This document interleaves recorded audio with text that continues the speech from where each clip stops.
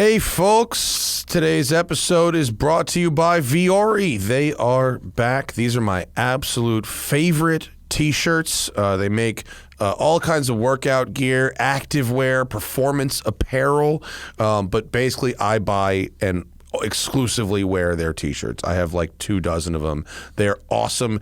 You can get really hot and sweaty and their shirts don't show sweat. If you're tired of traditional old workout gear, everything is designed to work out in, but it doesn't look or feel like it. It's so freaking comfortable. You will want to wear it all the time. I'm literally wearing my Vuori t-shirt right now as we record this podcast. The product is very versatile.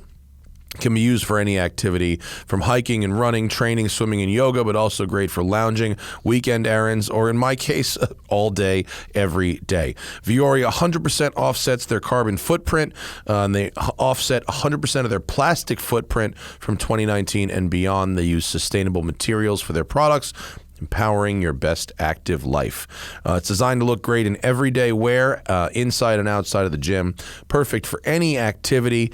And man, like I said over and over, you can sweat your ass off in this stuff, and it just doesn't look like you've been sweating. I love these shirts. For the last year and a half, I've only been buying. I literally have not spent money on a t-shirt from anybody besides Vuori. I wear the Strato fabric ones. Vuori is investment in your happiness, and for listeners, they're offering 20% off your first purchase. Get some of the most comfortable and versatile clothing on the planet at Vuori.com. Now, it's spelled a little different than it sounds. It's spelled V-U-O-R-I. So VUORI.com/tire. That's VUORI.com/tire. 20% off your first purchase and free shipping on all U.S. orders over $75 and free returns. Go to Vuori.com/tire and discover the versatility of Vuori clothing. We're also brought to you in part today by Butcher Box. I love the Butcher Boxes. It's a box of meat. Takes all the guesswork out of finding high-quality meat, sourcing their meat from partners with the highest standards for quality. No more searching the grocery store for 100% grass-fed beef, free-range organic chicken, wild-caught seafood, and more. Their sourcing decisions are made holistically, keeping the farmer, the planet, the animal, and your family in mind. I love when the box comes every month. It's always kind of a surprise, even though like I know what I'm getting because I've ordered it. I totally forget by the time it shows up. So it's like, ooh, filet mignon, or like, ooh, sausages, or ooh, burgers. It's like, boom. I have been getting the thick ribeyes, the thick cut ribeyes, and then I do it in my toaster oven. I've got this like Breville toaster oven that looks really basic, but it's perfect for the reverse sear. 200 degrees for 45 minutes, and then I sear it in the skillet, the cast iron skillet after that with some butter and rosemary. Bam! It's awesome. So every month, Butcher Box will ship a curated selection of high-quality meat right to your door. Free shipping in the continental U.S. Each box contains between 8 and 14 pounds of meat, depending on the box you choose, enough for 24 individual meals. It's packed fresh and shipped frozen for convenience, so you can save time on your next grocery store trip. Customize your own box or go with one of theirs. Either way, you get exactly what you want. And here is this killer deal right now. Get this. Your chance to never have to shop for ground beef again. That's right. Butcher Box is giving new members free ground beef for life. If you go to butcherbox.com/tire, every order that you get for the rest of your membership will have 2 extra pounds of ground beef for free included. Butcherbox.com/tire, and as long as you have this membership, whether it's 1 month, 1 year, or the rest of your life, you'll get 2 pounds of free ground beef in every single order. Log on to butcherbox.com/tire to claim this exclusive deal. Oh, baby. Only thing better than good meat is free good meat. Also brought to you today in part by Masterworks. What's the most you'd pay for a car? Would you pay $35 million for a Ferrari 335? Would you pay $48 million for a 250 GTO? Well, what if I told you a painting of a car sold for more than those combined? Andy Warhol's piece, Silver Car Crash, sold for a whopping $105 million in 2013. Can't even drive that. Crazy, right? I recently learned that. And in some cases, contemporary art pieces like this can increase even more than some stocks. This blue chip contemporary art has low correlation to stocks and bonds, making it great for diversification, the holy grail of any portfolio. And you can now invest in art in a price tailored to you thanks to Masterworks. You don't need $105 million. Masterworks is the first platform that lets you invest in art by legends like Warhol, Picasso, Banksy, and my friends at Masterworks are giving my viewers priority access to skip the waitlist. Go to masterworks.io and use promo code TIRE. That's masterworks.io, promo code TIRE to skip their waitlist. Thanks to your friends at the Smoking Tire. See important Regulation A disclosures at masterworks.io/CD. Last but certainly not least, Simply Safe is in the house. What do U.S. News, PC Magazine, and Popular Science have in common? They all ranked Simply Safe Home Security as the best home security of 2021. In fact, U.S. News just named Simply Safe the best home security of 2022 as well. I'm using Simply Safe in my new house, actually. We haven't even moved into my new house. It's under construction, but because of that, I am extra worried because people aren't always there checking on it. And houses that are being renovated are ripe for being burgled. So Simply Safe, I've got it set up at the house. I got the base station. I've got all these glass break sensors. I've got the door opening sensors. I've got a crazy loud siren. I've got cameras. And what's awesome about Simply Safe is it's super, super easy to set up. Right? They protect your whole home around the clock. You can do every door, window, and room. It's backed by 24/7 professional monitoring. They're ready to dispatch police, firefighters, or EMTs. And this suite of sensors and cameras is totally comprehensive. You got indoor cameras, outdoor cameras. You've got glass break sensors, heat sensors, water sensors, door opening sensors. There's sound sensors. There's sensors for like all motion detectors. There's sensors for everything. And you can customize it, mix and match these parts to get the perfect security system for your home. It's awesome. It's less than $1 a day. You can set it up in around 30 minutes, and it's always simple to use. Their customer service is awesome. When I was setting it up, I hit a snag because my internet network is not like optimized because it's a construction site. But I called Simply Safe. I got a person in like a minute, and the guy talked me right through how to do it. I was back in the game, and I was set up and ready to go.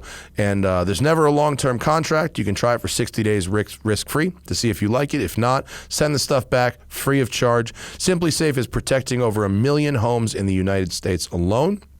And you can customize, like I said, the perfect system for your home in just a few minutes. Go to Simply Safe, SIMPLISAFE, simplysafe.com/tire. Go today and claim a free indoor security camera plus 20% off with interactive monitoring. So simplysafe.com/tire, free indoor security camera, and 20% off with interactive monitoring. And thanks to Simply Safe for sponsoring this week's podcast. All right, on this episode of the podcast, Jeff Zwart is in the building, the legendary photographer, racing driver, and proud customer and ambassador for Westside Collector Car Storage. This dude has won his class in Pikes Peak a whole bunch of times. He's got a lot of experience racing rally cars, racing vintage Porsches, and basically dominating hill climbing events. He's also been a photographer for Porsche for almost 30 years. Shooting some of their most iconic advertising images for the 911, and I mean just an extensive resume. He's got stories for days, and he's a good friend. Jeff Zwart is on the Smoking Tire podcast. Yeah. Oh, that's weather. Jesus. Is that snow? What is that? What's your snowblower mounted on? A tractor? Yeah. Is it a Porsche tractor? Not in this case, but it. Can you buy a new?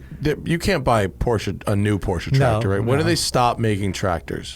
62. I think. Okay. So that's there's nothing. My rig. Oh, that's a cute little tractor. Yeah. That's nice. 4-wheel drive, air conditioning. Who makes that? Kubota. Oh yeah. Yeah. That's where you get tractors now. Seems like it. Yeah. I had a John Deere for years, but this is like pretty cush. Yeah. Hey, air conditioning is pretty. That's the heating, game changer. The heating's crazy, and like I have to turn down the heating. When really? Even when it's 18 below. Really? I don't know why they put the emphasis on heating, but they did. I guess because it's made for that. No, that's the thing is you think about most of it would be for farming and doing things like that, not for snow plowing. So. I guess, yeah. But it works awesome. Where's Kubota based? They based somewhere really cold? No, I don't think so. Huh. I actually don't know. We It's the orange exist? tractor. Yes, we do. We have a show? Yeah. Zwart is here. I'm here. Welcome. Thank you. Our favorite customer. Oh, yeah. I was thinking on the way here, I was going, normally when I walk into things, you got to be thinking about your touch points and all the stuff that you're doing, and you're making a presentation to try to get a job, and you got to be on. And I was driving Not here. and I go, oh, this is nice. Somebody else asking questions. I can do whatever. Can I pay them? Not the other way around. It's a lot easier. Yeah. It's cool, man. Yeah. What are you in town working on? I am working on multiple things. As usual. As usual. So, a little bit of Luftgekühlt, that air-cooled thing I do. Is it coming back to L.A.? Are we having an L.A. show soon? What are you talking about?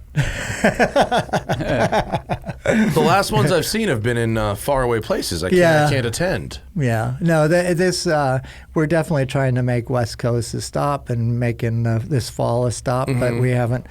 It's all about, for me at least, since I'm kind of the visual guy, is all about the venue. Right. So as soon as I walk into a venue that's going to work and I'm inspired by what visuals can be a part of it, then... Well, it's hard to top like Universal. Yeah. That was pretty G. I mean, it's literally like, how about a movie set? That's pretty awesome.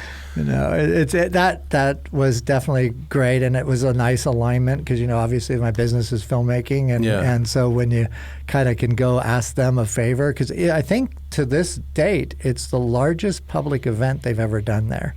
That wouldn't surprise me. It was enormous. Yeah, so it was huge. But it was a big ask to say we want to take all of New York streets, all of these sets and everything, and say that's our. Was it the whole property, or was there more? There was more. There's more, but it was the one that worked out the best for flow of the attendees. So it was huge. Good. Yeah, it was. And I like the lumberyard too. That was cool too. Yeah. The lumberyard was sweet. Yeah, the lumberyard worked out really well, and they've continued to be a great partner. Ganal's like every time we need lumber for a stage or something, they're still involved in it. So it's awesome. That one was cool. I'd like to see like, oh man, what if you like get the LA Zoo and like crane the cars into the fucking tiger cages or something, cool idea. Attend at your own risk. Yeah. It's good. No, and just a number of things because I'm I'm living full time in Colorado now. So when I do come out here and get to use this facility to pick up my car at, I'm jamming. When I land, I'm like one appointment to the next. And try to maximize my time here. So we appreciate it. No, it's cool. What is some of the other European venues that have really been interesting? I mean, when we went to Munich, which was in collaboration with Porsche, in Germany, they kind of dictated the venue to us because it was in proximity of their offices and things that were involved in Munich. This was obviously not in Stuttgart, but it was. A venue that we didn't really have choice over. And once we got there, what's really cool is I think that we're around cars so much. And you get used to the usual suspects. Yeah. When we go out to Malibu, it's kind of rare when somebody like shows up with something. Where did that come from? And I was really excited over a Yugo recently. This guy's got a Yugo. I know, but there's always look twice at a GT2 RS. It's just another one. Yeah. Yeah, but that was the thing is like everything was new and fresh for me, and the things that people rolled into was so exciting, and I think that was a real. It's just stimulating to be involved in that. It's kind of like my own business of filmmaking is that you keep getting called to do projects and, we don't have a budget, so we need to shoot in LA. I mean, we can only shoot, in these locations in downtown so many times that please give me the opportunity to go to another. Calabasas doesn't look like Korea, okay? So those types of things just make your life a lot easier to be able to travel and do that. And when we got there, the turnout was awesome. And the funny thing that came back out of it, which Pat Long and I talk about a lot, is that the takeaway for so many of the people who attended goes, it's so cool that you brought California to Germany. Isn't that funny? And yet, we don't really know what California is. We just did our show and it's just we used our intuition. But people, it's such a different show, all this stuff. And I mean, that feels good, but it wasn't intended. I've had people say the same thing to me though. Like, we want you to come to this thing and bring California, and I'm like, what do you want me to bring exactly? Like a T-shirt? Like what? Can I wear something tree? in particular? Like what do you mean? They're doing this the Melee in Dubai, which they were going to do in February, but it got bumped to Q4 because of Omicron. And they want to import California car culture, and I'm like, I don't really know what you're gonna do, but okay, I'll come. Sounds interesting. No, it's I think it's actually a danger to try to figure it out. Yeah. You want to just kind of go by your intuitions and kind of stay with that. But if you start to try to figure it out, you're gonna miss the base. Yeah. So welcome. Here's your flip flops. Yeah. And your tax your bill. Birdwells. Your Birdwell. Yeah, exactly. Right. Here's your vintage Rolex and your flip flops and we got the whole thing. We have a game. It's called Billionaire or Homeless. The only difference is what breed of dog do you have. I play that game a lot in Venice. I can imagine. In Venice, it's a standard game. It's like, wait, what am I looking at here? Aussie Shepherd, billionaire, right? That's really Pitbull, true. That's really true. Yeah, there are some things that you can definitely. Yeah, you got to look at the dog, right? Yeah, it's like because the dress is Frenchie, not usually the key. could totally go either way. Yeah. And it's 100th Pikes Peak this year. Yeah. Right? Zach and I are going to go. Oh, good. Yeah. Good. I'm going to dress up as Johnny and take his fucking seat in the race car. Yeah, we'll give you a crash course on it with no crash. So, how do you feel about being a non-driving coach? I'm actually driving. Oh, this you're year. racing too? Yeah. So, are you racing a Cayman? No. Oh, that would be one of those Mr. Miyagi moments where you just smoke all your students. That would be too much pressure. Mr. Miyagi fights Daniel. No, it's been fun. This will be my 5th year of coaching. So for Porsche Motorsport, and 2 years ago I had this opportunity to drive the 935 and kind of make its competition debut and do all these kind of cool things with it, obviously racing at Pikes Peak. And Porsche Motorsport said, it'd be great for you to coach and drive. And so then last year I went back to straight up coaching. And then this year I thought for the 100th, how can I be not involved? And originally I'd proposed to Pikes Peak to have a champions class so that former champions would come back in the cars that they drove in the day, like get Michel Moton to come back, get Rod Millen to come back, and have all these cars show up. And it would just be an exhibition thing, it's not like it's for overall. And Bruce Canepa even had his truck, his big semi truck. He just got that truck back. So I thought, how you have this eclectic group of vehicles racing at Pikes Peak, it would just be so cool. And so it's just a lot of pressure to pull off the 100th and have it go clean. And there were so many entries that it was just going to be hard to peel off this class. Because the tricky thing about Pikes Peak is it's so weather dependent. Right. And as soon as you have any holdups or stuff that extends the actual run, the later competitors end up in the weather. It's just it's really tough because what you really want is for them to be all on equal ground with an equal road they're driving to. And I get that. And so anyway, they decided not to do it. So I was planning. But some people are bringing. Yeah. So, some people are just doing it anyway. Yeah. So I was going to bring back my the Turbo Cup car, the Luminox car, and or the 2002 GT2. Either one of those was available and ready to run. And then they said, they're not going to do the class, so 100th's going on. I got to be there to run. My first question was to Porsche Motorsport, can I coach and drive again? They thought it was a great idea. So the Ingram family came back and said, the 935 would be available again. And that car, it looks big and intimidating, and it's a little bit different silhouette and everything too.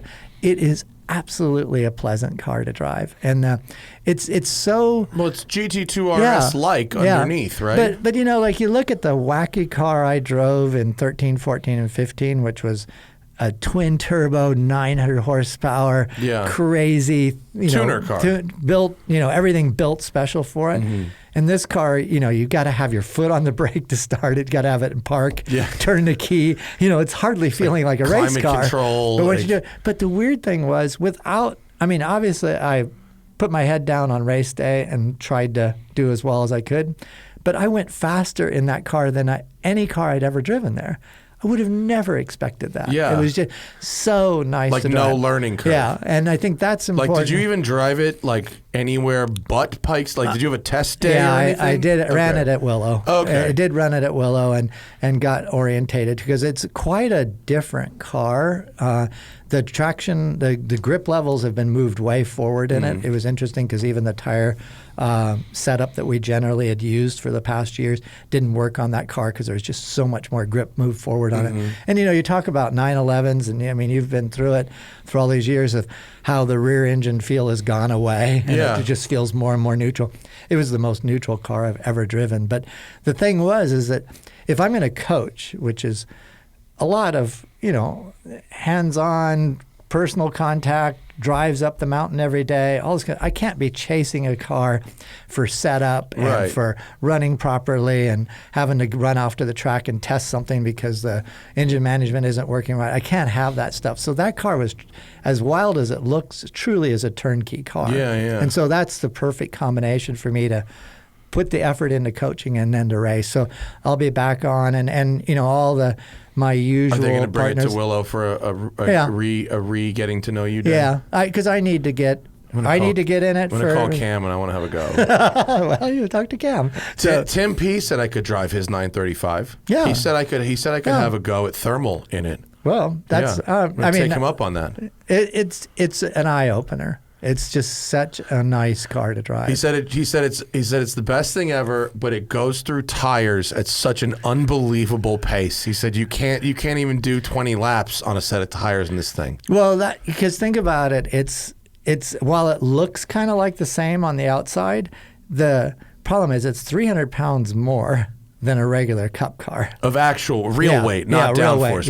Real weight. More, And then with 700 horsepower as opposed to 500 horsepower. Right. So all of those things add up to working the tires pretty hard. He said the rears don't last for anything. Well, the good news is Pikes Peak's only 12 and a half miles. It's short, right? It's short. Yeah. So. I mean, it looks like an amazing car, and from what you and others have said, it's quite delightful to drive. But I will say, when you're racing at Pikes Peak, you are sitting on your wallet.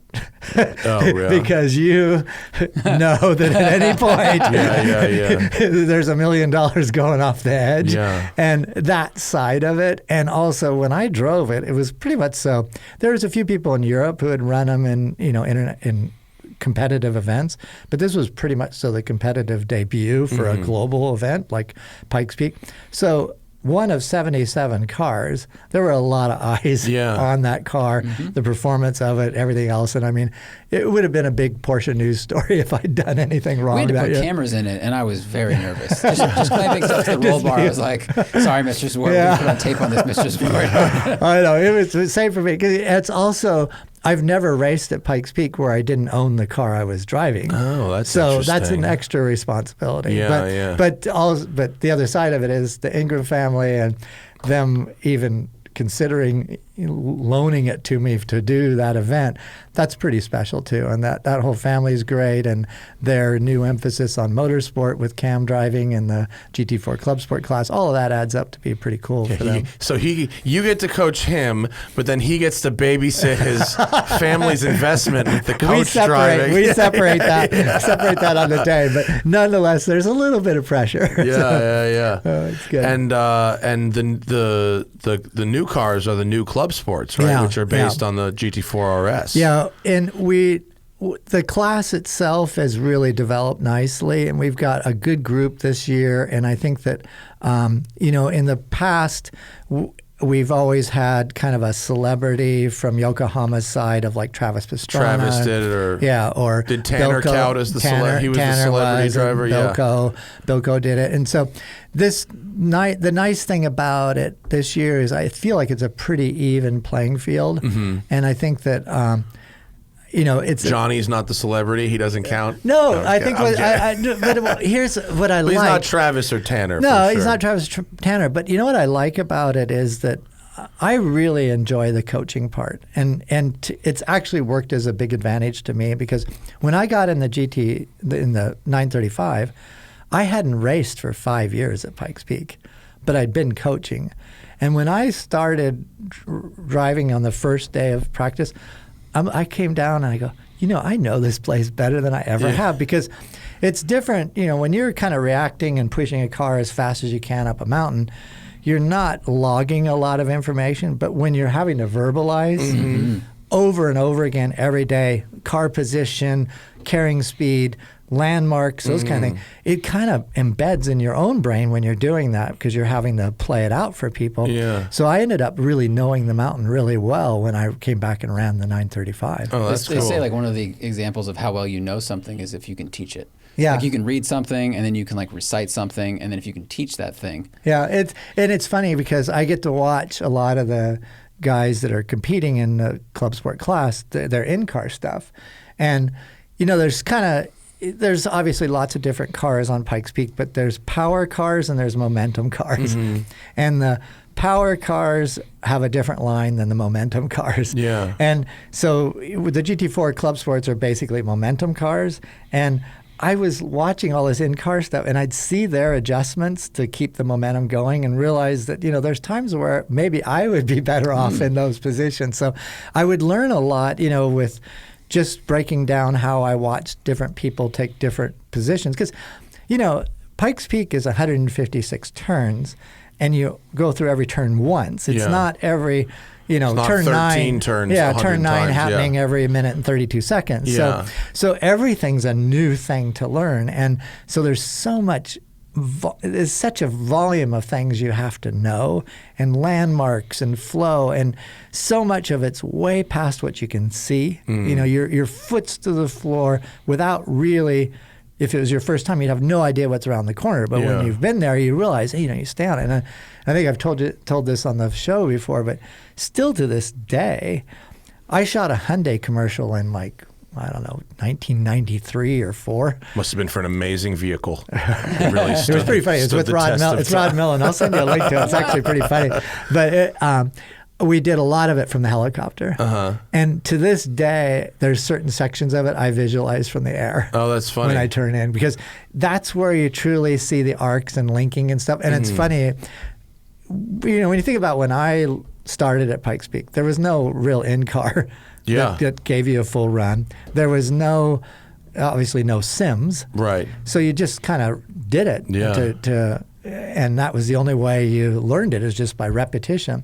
And would you drive up and down it when it was open, just at regular speeds, and take notes and whatever? Yeah, I mean, you're not taking so much notes, but you're mental notes and stuff. But the thing is now when I go up with these guys, I turn on the GPS and I put it into the screen and say, as we're going up, and I said, now look at this arc is exactly the same as that arc. Right. And it's much like rallying where, you make your numbers when you're doing notes of how far you've turned the steering wheel. Right. And I said, but the difference is that corner's banked.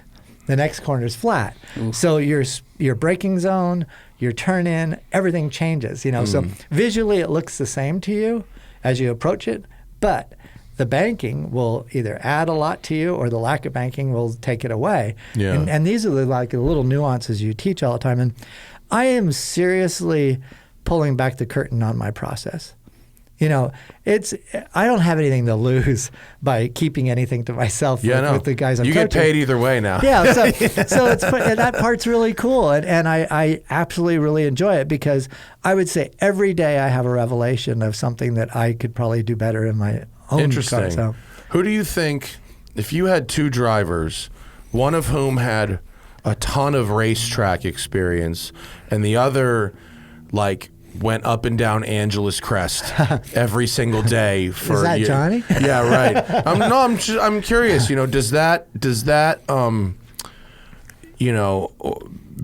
being able to drive quickly when seeing something for the first time versus I know where within an inch where to place my wheel at Willow Springs. Right. Does one type of driver have an advantage over another type of driver? I think that certainly in your first years at Pikes Peak, so much of it's what you read and know. And I mean, that's like when I first got into racing, I was in road racing, and I was driving Formula Fords, and then eventually I drove a few LMS events and did different things. But I was so attracted to rallying by the fact I was going down a road as fast as I possibly could that I've never been down before. Yeah. And I love that kind of making it up as you go and responding and being very reactionary to the environment, to the traction, the grip levels, reading all that stuff. It makes it so complex and so entertaining in a way, as opposed to, like we said earlier, revisiting turn 9 every minute and 32 seconds. I wanted that adventure of those types of things. And I think that when it comes to Pikes Peak, having that sort of mindset is really good. And I think even to the point of less experience, I mean, car control is extraordinarily important. Right. But what I liked, for instance, when I coached Cam Ingram last year, he had really zero competitive experience. He did everything we asked of him to be prepared for Pikes Peak, and he did it more and better than I ever could have hoped. I mean, he put over 2,000 miles on the car he was driving on a racetrack before he even got there. So he had such great knowledge of the car, had great knowledge of driving on different conditions and the conditions he did to make that 2,000 miles.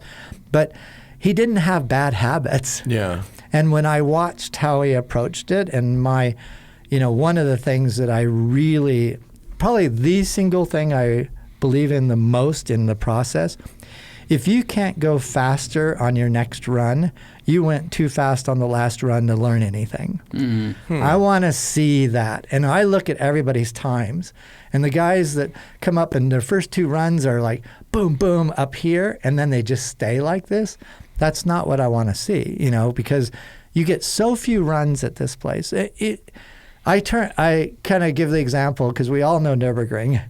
Nürburgring is basically 20K. It's basically 12 miles. Pikes Peak's basically 12 miles. Nürburgring, nobody knows how many turns there are, but we've got 156. Yeah, there's a lot of different answers to that question. So there's 156 turns at Pikes Peak.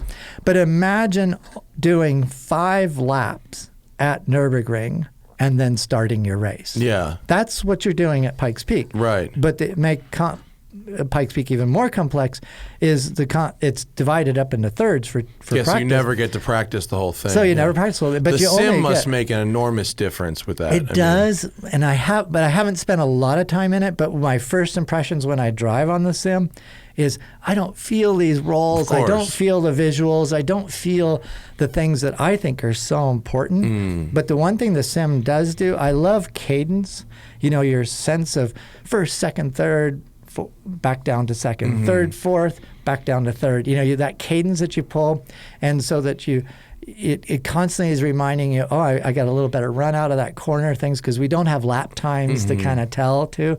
You're constantly updating your own brain as you're running up there. And that cadence that I like of feeling the shifts and where they happen, and this, all of a sudden, your first day of practice, you're into the engineer's corner and you're taking it in second gear, and then all of a sudden you can take it in third gear. Those kind of moments. I love that I think the sim can kind of help on. We used to get used to that cadence in it, but it's just, and what's funny is that you're practicing in the morning before dawn. You're practicing, in the heat of the day, sometimes when it's raining and hailing and stuff. There's so many things that thrown at you that are different than anything you encounter on the sim. That it's just a tricky place, and it's a living organism. The bumps that were there last year that went like this is now a frost heave like this. Yeah. The way the car hops around and everything. It's just, I love it for that aspect, because I've been there like 20 years. Yeah. And yet every time it's entertaining, every time there's something to go against, and yet it's a place that rewards being proactive and not reactive. So you really have to know it to be proactive. Were you ever there when it was full dirt? Oh, yeah. It was Yeah. so it went from full dirt to partial dirt to no dirt. Yeah. Yeah, during what was the most the toughest one to master? The pavement. Because the speed's just so much higher? The speeds are up higher. It's just, I'm one of the few people who's actually won in every configuration, won my class. And so the dynamics are, which you'll probably appreciate, is that, so when you're in the dirt, you're braking, you're rotating the car, and then you're driving on throttle. Mm-hmm. When it crosses the line between the grip into slip, it's released its energy. Right. So it's kind of natural and it's progressive. Mm-hmm. Okay, take that, and now on pavement, we're with racing tires. We drive right up to the edge of adhesion, and if for some reason you weren't where you thought you were going to be, or something happened, the amount of energy that releases between the transition of grip and slip is huge. Yeah. And there's no space to recover from it. Right. It's only 2 lanes. And then combine that with the fact that generally in my dirt days, I was 12 and a half minutes plus or minus 10 or 15 seconds. I'm now, under 10 minutes. There's people under 9 minutes. Yeah. I mean, that's like watching a movie on fast forward. Yeah. That's not a second a mile faster in 12 miles. Yeah, that's, it's 5 seconds. It's like 20% faster. Yeah, it's way faster. And so you really are just like blown away by how quick things happen. And just even top speed, I think we're 138 miles an hour now, and we were 101, 102 in the dirt days. Is that the lower section's fastest? Top's really fast. The top, it's kind of funny. There's a trade-off of where the top speeds are that you wouldn't really expect they were, but it's that flow into things that makes a difference. But it's definitely things just happen much faster now. But the funny thing is, with the pavement, there's so many ways to visually cheat now. When it was dirt, there were no guardrails anywhere. And so when you talk about in the W's and the famous film, of Climb Dance and those things, we were really turning against the sky. And now in the W's, you sweep up, and even before you get to the corner, you see the end of the guardrails, or you see the guardrails, because those guardrails say, "Oh, there's a corner ahead." Yeah. But in the other days in dirt, it was all just sky all the way up. So that part's definitely. It's kind of like having a cone. Yeah. At the track, it's like a turn-in cone. And funny enough, like people used to stack up rocks and stuff for turning points. Make a little hoodoo. And then maybe it wasn't there the next day. So. Get up there in the middle of the night and make yourself a little thing. Oh, that's for sure. You know what? It's all the corner names. Yeah. That shit, I can't. You don't want a corner named after you. Dave's corner, or there's a number of corners up there. No, Dave didn't do something well there. Gilly fucked up at Gilly's corner. Exactly. Who was Gilly? All these guys are just legendary old guys that ran there. But I guarantee George there at George's corner, George did something funny there. Fucked up. Yeah. So with that section above the Devil's Playground, that's a really fast section, right? Yeah, and funny enough, it was a section I never liked, because everything's 100 miles an hour up there. Yeah, that's why I don't like Willow Springs. Right. Same reason. Yeah. Like nothing to learn, lots of ways to die. That's true. And it's also because it's above tree line. Everything above 12,000 feet, there's no trees, no reference. So going up there, I just never really felt that comfortable. In the 935, I set the fastest segment overall on the top, not just in my class. Really? Overall, because I think the car just felt good. And Joey Seeley does the setup on that car. And Joey had just dialed the car into my specs of what I'm comfortable with, which is making things softer and kind of more compliant things. But it's been extremely bumpy the last 6 years up there, like to the point the car really kind of launches off the ground. Those heaves were no joke. I mean, it's like going into a bathtub, the one in there. But I could run. I first of all concentrated on setting up a line where I missed the worst of it and could keep the car flowing really well. But I also got to the point where I could run through stuff and kind of stay on top of it.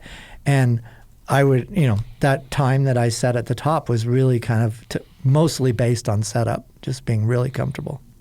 That's good. Yeah. Does the I mean, obviously the air is thinner. You lose power as you're going up. Does the aero work noticeably worse also as you get further up? Yeah, there's a reason why the wings get bigger on the cars that can. And even things like cooling is a big problem.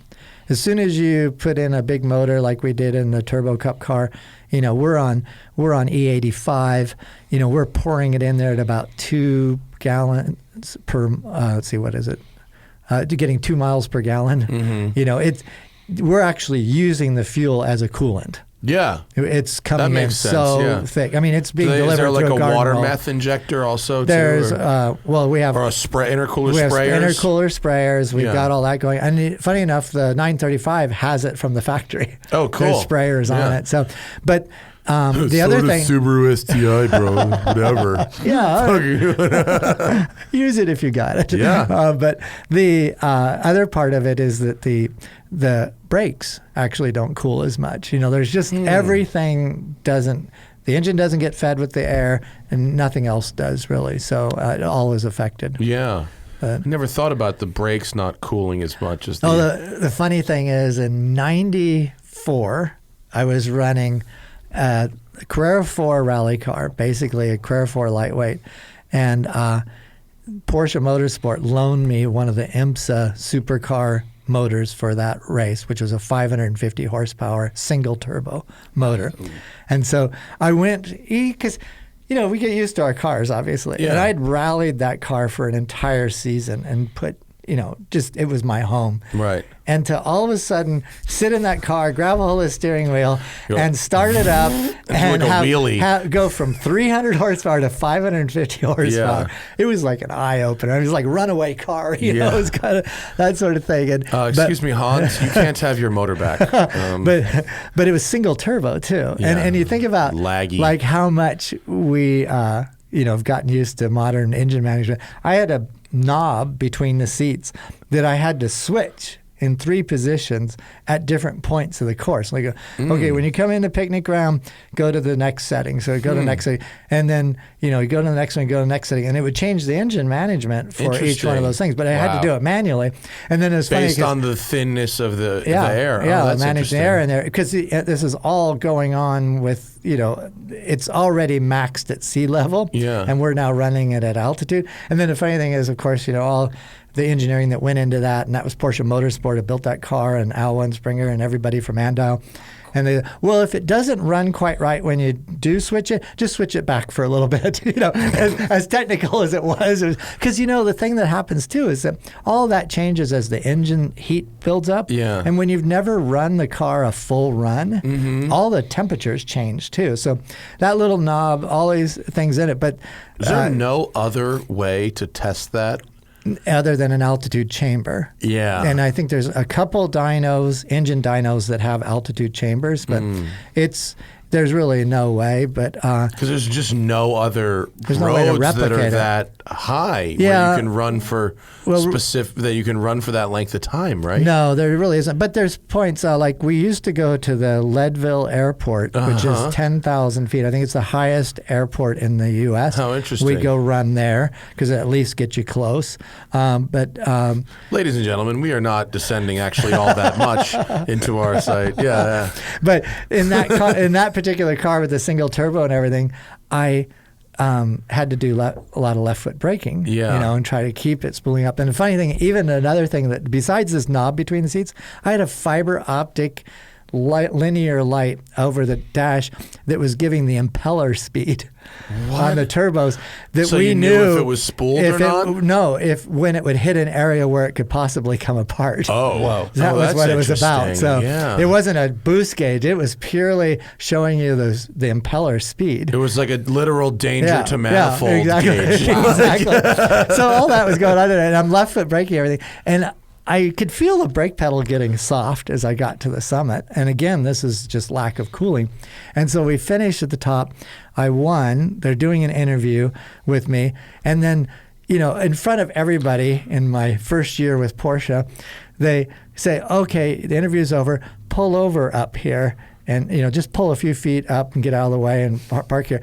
I go pull over. I put my foot on the brake, it goes straight to the floor. God. Straight to the floor. Just and melted literally in. there's like a brake fluid coming from underneath the dash. so I have the car's there. I have Now no you've place gotta go downhill. so I turned hard shit. left. I turned hard left and I literally hit some rocks that I actually stopped the car. I was going, what's with him? It's a thin air, man. Yeah. There's no e-brake in that thing. No, right? it was just That's just like hilarious. panic because I thought moving 15 feet, how bad could it be? But it went totally to the floor. Pretty bad, So, as it turns out. Yeah. So Can I get a chalk? there's definitely less cooling up there. Do you have what was the most challenging car you ever ran up Pikes Peak? That's a good question. I can tell you that the there were two cars actually. The 2002 GT2 996 996 GT2, yeah. which was definitely a handful. It had serious horsepower and things. But for road use, they'd created a diff, a really tight rear diff, and this was when it was still dirt for the most part. And so when there was, it would be that car. So when you look at that. America. Yeah, well, that was livery. also some sort of Livery is anniversary for very- them, so we did that. Very But- America yeah, livery. it was. But the thing that would happen is, as you ran up through the W's, if one side of the road was clean and the other side of the road was gritty and dirt, it would twist the car constantly. Yikes. Whoa. So you'd go on boost, and it would literally be tracking left and right and kind of going around. So that was definitely a handful in there. But Was it a stock powertrain though? yeah, that was because that car actually got the production car record. It was a showroom stock car, so that car was pretty. It was a pretty special car, but it was definitely a handful. Is this, you still have that car? It's yours? No, that car is owned by a friend of mine, but it's usually on display at the Porsche Experience Oh yeah, Center. I've seen it there Yeah, before. so that's. I it's saw in there. this red car I saw in Culver City last week. Yeah, like a guy was like just going to running errands in it. It's got some history now. Yeah. So yeah, that car was a fun car because this is the 2011 GT2 RS, and we actually Porsche Motorsport built it as with all the safety equipment and everything in it. So it'll probably be the only street car that Porsche Motorsport's ever built. Yeah, And- except for Singer. Except for Singer engines. Yeah, that's a new era. Yeah. And so then I drove it. Hey man, I ain't gay, but $20 is $20. You know. I drove that car, the 2011 RS. I drove it from Santa Ana to Pikes Peak, no numbers on it, Yeah. anything. And then at the dealership at Colorado Springs Porsche, we put the numbers on it and everything, and then I raced it there at Pikes Peak, and that was really kind of fun. But it was actually, that's what changed my mind, or actually inspired me, because the year before I'd driven the Cup car, which was a normally aspirated Cup car on the dirt, everything, and it was just. I knew road racing cars were going to be the way. Up to that point, it had been kind of rally, but if it's going to pave the whole place, that was going to be the right thing. So we ran the Cup car that year. I won the class in that car, actually broke the record by quite a bit. And then the next year, we have this GT2 RS to run from the press department at Porsche, and it's 620 horsepower. Yeah. And it's like I got 120 more than the Cup car, at least. Well, at altitude, it was Yeah. almost double. Because the calculations on the Cup car that Porsche came back with was at sea level, it was 450. At the starting line, it was 375. Okay. And at the summit, it was 285 horsepower. Oh, wow. So that's what. So you might as well take a nap up at the summit. It's like It you're does not get, even doing nothing up there. It does get a little bit Yeah. slow feeling. But so then the next year, literally, I'm running this 620 horsepower car. It's got 620 all the way up. Yeah. And I was like, okay, if I could have that engine in the Cup car, Yeah. that would be the perfect car. And so that's what they Someone built was for like, me. we can build that, BBI actually. and Joey together, they Yeah. built that car, and it was really spectacular. And it was a handful to drive, but it was really the right weapon for it. And funny enough, you think about all that we went through to build that car, and now the GT2 RS and Club Sport is basically that same car that comes straight from the factory with even more horsepower. So, yeah. It's but what about before? Like, what was before that 94? rally car? Was that For me? Yeah. For me, it was a Mazda. Oh. Like an 80, I think I ran an 89 in a 323 GTX, the car that I was in the Pro Rally Championship. Because I won the Open Class National Championship in 1990. And when I finished, that was in the Mazda. And when I finished that, I've been a Porsche guy since, almost birth, with my dad having the cars he had and everything. But I didn't really have a Porsche as a rally option. And the GT3, the 323 GTXs, they were awesome little rally cars, compact, four-wheel drive, everything was super cool on them. And then when I won, I just thought, it was great to win, but it'd be so fun to do this in a Porsche. Yeah. Well, this is 1990. Well, the Carrera 4 came along at the same time. Yeah. And so then I spent 2 years trying to figure out a way to do that. And so we showed up in the 93 championship with a Carrera 4 rally car. So that's kind of, and then Pikes Peak was 94 with the turbo-powered Carrera 4, and that's the rest is history. I think it's been 18 years in 12 different Porsches, 13 different Porsches. They've just announced today that the next 718 Boxster and Cayman will be electric. So that could be a real game changer for the class for next year, right? The whole electric side of it is, it's really kind of exciting. I don't know. It's hard to, we all are attracted to these things that make noise and are very visceral and things, but it's an exciting time from an automotive sense, because the thing is that we take for granted now that an electric car company could be somebody we've never heard of before. Well, I just experienced it myself. I just gave back this morning the Rivian, which I was driving for a week. Yeah. And what a lovely thing. Yeah. I mean, have you driven a Rivian No, yet? I haven't, but I was thinking the other day when I knew you had one, is that's been kind of across the board that everybody who's had it has just raved about how great it was. It's fucking nice. Yeah. It's really, really nice. Yeah.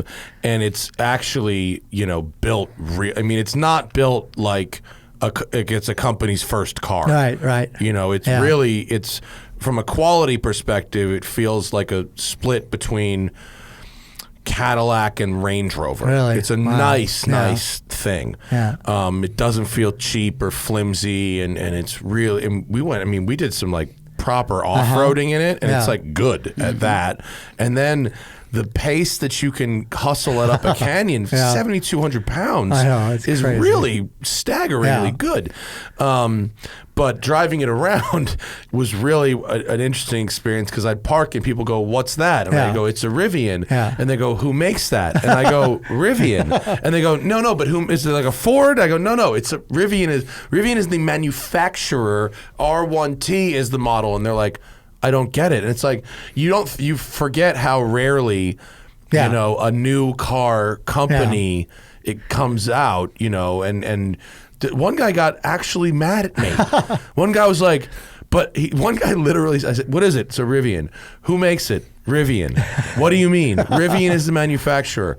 "But I've never heard of them." Okay, what does that mean? Is they're not the manufacturer because you've never heard of? "But I've never heard of them" is a defense now. And so I had that same conversation 4 or 5 different times with folks, and it doesn't happen often, but it's I think that it's not easier necessarily to build it, but it's easier if you're going to start from scratch. Right. It's certainly easier to start by doing an EV. Than building it in another existing infrastructure. Yeah. And I think in Rivian's case too, they've got a cool color palette for stuff. Like the one you had, I saw a blue one at Park Airport. Thing, yeah. And I just think that I think that we are a lot more accepting, or will be, as the generations move in to not having traditional car companies related to a new model. Yeah. It's like a new model's a new company. Well, go back to like the 30s. Remember how many car companies? Not remember, you weren't there, but like, there was hundreds of car companies. That it wasn't that there were 5 brands. No, so that's exciting times, and even for me on the filmmaking side, it's like, we always were working with marketing plans and everything else from traditional car companies, and you could kind of guess their rollouts on vehicles and the things you do. And now it's just like, we want to do a film for this person or that person, and it's very exciting because the landscape is just kind of wide open, and it's very progressive feeling. Like people want to do things in the same way they're designing the cars non-traditionally, and not go down the same road that everybody's wanted to do. And there was almost a fear in advertising of going down a new road because we've cultivated this one group that we sell things to, and we want to kind of build on that and nurture them and make sure that they still have the deliverables we've always promised as a company. Right. And then suddenly there's somebody out there new, brand new, it's starting fresh. I love it. And also the EV powertrains just offer a lot more opportunity for creativity in storage solutions and packaging solutions and non-traditional features that you don't, I've never seen half the things that are in this. And we're just truck. Scratching the surface on it, so which is really, really, really cool. Yeah. So I think you had Riley Brennan on. Yeah, he's great. And see, Riley. He's super smart. I went to his, future mobility workshop in Germany one year. I think I'm going to go to that. Yeah, it's really great because you're in a room with like, whoa, these guys did all this stuff. So I love it. Plus I love Riley, and I just love when you get in that mindset where it's just fluid and thinking in that way. Because, for me at least, I have to kind of like study up to be able to talk and to be able to go into new subjects, And these guys have just lived it. Yeah. And I love how organic it is to their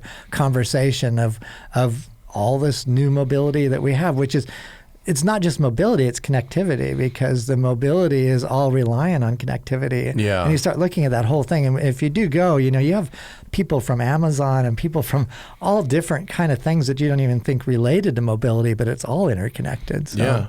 Well, Rivian's like business model is like these, expensive trucks for rich people, and then also $100,000, 100,000 units of an Amazon delivery van, which is not particularly glamorous, but right now they're running. There's an Amazon place right here. Yeah. And have you watched the ants marching I came by fucking transits? It's like unbelievable. On an hour or something. It is every hour on the hour. It's like it's like, where's this coming? Loompa, like fucking coming around. It's crazy. So like if if the USPS isn't gonna buy these electric trucks, like at least we can get private industry doing it. Yeah. But we both were very, very impressed with the performance and the quality of the Rivian truck. And the SUV that's coming out next year is apparently going to be about 2 feet shorter. Okay. It's not going to have that gear tunnel thing, so it's going to have a foot shorter wheelbase, and then overall be 2 feet shorter with a 3-row SUV. That's going to be badass. That'll be awesome. It's going to be great. Awesome. Well, like I said, it's going to be cool times. And then you start applying that to sports cars and different things that we can experience. And I think, it's... especially at Pikes Peak, electric is king up there now, right? Now we don't have to. Now this power loss thing isn't going to be in anything. And to your point too about the weight of the Rivian, I coached one year with the Taycan Turbo S, and it's the fastest car they make. Yeah, but it's still very heavy. Yeah. But the weight of the car goes away. Yeah, by the power. Yeah, and everything is updated and upgraded around it so that you don't really feel the weight. And then, as you know, the amazing thing you feel in those cars is the low center of gravity. Right. Suddenly, it's just turning on, and then the weight actually equates to probably one of the best rides. Yeah. When you're just driving around on it. And the funny thing is, for me, is at Pikes Peak, you go up to go test at like 3:30 in the morning, 4 in the morning. And so I'm driving my coaching car up while my team takes the 935 up to, Devil's Playground where we're going to practice that morning. So I come around the corner in the Taycan, and it's a sweeping left onto ass. No, that was the funny thing. I wasn't even hauling. And I come around this sweeping left that leads onto a fairly long but still short relative straightaway. I don't even get a good run at it. And I look around, there's nobody ahead of me, nobody behind me, pitch dark. I just mat it. Yeah. And I'm like, oh, it's cool, man. It's just pushing you back. There's no sound. I think actually a quiet car feels faster than a noisy car because it's you're not putting things together and it seems to be pushing you forward. Well, that was my experience, and it's pitch dark, so it's kind of like this time tunnel of what your headlights are hitting. Yeah. And coming up there. So I'm going, well, here's my braking zone. I look down. I'm within 2 or 3 miles an hour of what I'm doing in the 935 without even a good run into the corner. And I'm going, whoa, this thing is so quick. So, Well, our experience driving fast EVs in the canyons is universally, if you're not paying attention, you could have the biggest crash. I mean, you could send one of these things flying off the edge of a cliff, 30, 40 miles an hour faster than you're used to. Yeah. And not having a proportional gear. No. It's not like, okay, I brake for third here. Yeah. It's like, you don't fucking know. You brake for whatever feels okay, and it can get hairy. It's absolutely, I think, something to be totally aware of, because it's also, you're not, like you say, you're not going through gears. You don't have a set, I'm in fourth gear or third gear. You're just moving. Yeah. And I think I talked to Romain Dumas that time at Pikes Peak, and you think of how fast he went in the Volkswagen, and that was just insane. And he said that was one of the hard parts, is just to sense how quick you were going. You have no idea. Because here's a guy who's raced there and mastered Pikes Peak multiple times, but anything you knew to that point has changed. Yeah. So between how much faster he was going and just the sensation of not having that, all the visceral things around you. It's super challenging. I've driven Taycan turbos at the PEC on the track, and even it's really hard to act repetitive, to even on the same, like you said, the same 12 corners over and over. It's very difficult to judge. Yeah. What your entry speed should be, and although you hear the tires talking because there's no engine, that's nice. And you can manage traction that way. You can just, a half a second too long on the throttle. No frame of reference. It's not like, okay, well, I banged the rev limiter twice and then I hit the brakes. So you don't have that. It's wild. No, there's been so many points in our life where what we've driven has really changed. And, you kind of forget about it after a while. So it'll just be interesting, though, where we end up in 10 years from it. But I'm very excited by just the effort everybody's making to at least make it entertaining at the same time. Yeah. So that's a good thing. And also very capable. Like, the Rivian, what could you not do in it? Because you can do off-road, you can cruise, and you do all this stuff. And that's where the versatility is almost starting to go up in this new platform, that you didn't maybe have if it was a combustion side. And speaking of silent off-roading is really very pleasant. Really? Yeah. I mean, it really is. And on top of having, instant torque and all the 4 independent motors. So you've really got, you pick a differential, you got it all. But being out in the nature, you put the windows down and you cruise, silently, and it's very pleasant. You really feel like a little more, at one with nature. I bet the rock sound is good. All the rocks. Well, it's actually very interesting, and Zach was talking about it in the video. Is you hear sounds that are normally completely masked by powertrains. So that's a new sound. What's that? And that's like this kind of a squeaking sound that happens on rocks. Every rock that gets held up in the shroud around the brakes. I remember. My dad never rode with me in a race car, except for one time he came to Washington at Olympus in the Pro Rally Championship, and I was taking him on a test run in the 323. And I just remember, it's great. I mean, Washington has the greatest roads. I mean, they are just awesome, and they run through forests. The dirt roads in Washington rule. They're just unbelievable. And it's not hard on the car, but yet the flow and the speed and everything you can run on. And so I give him a ride in the 323, and it's a shaly road, very predictable, and he pitching it in and sliding the thing so much and really getting crossed up, and the rocks are just rocketing from the front wheels back to the opposite side rear wheels. And all this is going on. And my dad gets out of the car. He says, "Oh, what do you think? It's his first ride with me flat out on a rally stage." He goes, "I can't believe the sound of all the rocks." And then I remember like years later, I hear him still telling the story about sound of the rocks. I go, "What was that?" And I just realized, until you've heard that. Yeah. Of what rifling rocks underneath your car, that was his takeaway. And I mean, he was a mechanical engineer and totally car savvy, but that's all he could talk about. It sounds like it's destroying the car. Oh, God, it's really amazing. Yeah. Funny enough, in the Carrera 4, we went to Washington for the first time to test it. And so there's this stage testing that we'd run that would have a big turnaround in where they would amass all the trees they've cut down. So there's all these stacks of trees and stuff. So, but it would, to protect it for the trucks to drive through, they'd covered the whole thing in this shaly rock.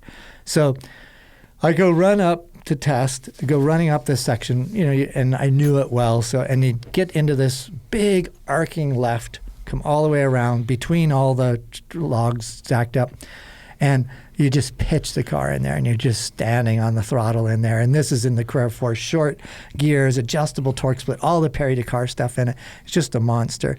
And I get down to the bottom, and the crew goes, "Oh, you've got a flat tire." "Oh, okay, all right, I got a flat tire." So they pull it off.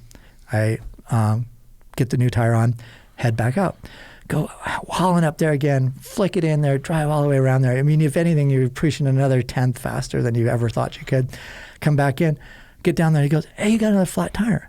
I go, "What's the deal with the flat tires?" And so then they go and pull that tire, and they put another one on, and I'm just ready to roll on. He goes, wait. He goes, "Come look at this." So I stop car, get out.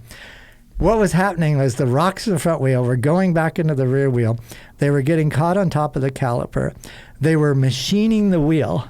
And they actually, in that short distance of time from that big sweeping left, me driving down, it machined the wheel and split it in the middle. In the wheel? In the wheel. Oh, my God. So when I'd come in, it'd look like I have a flat tire.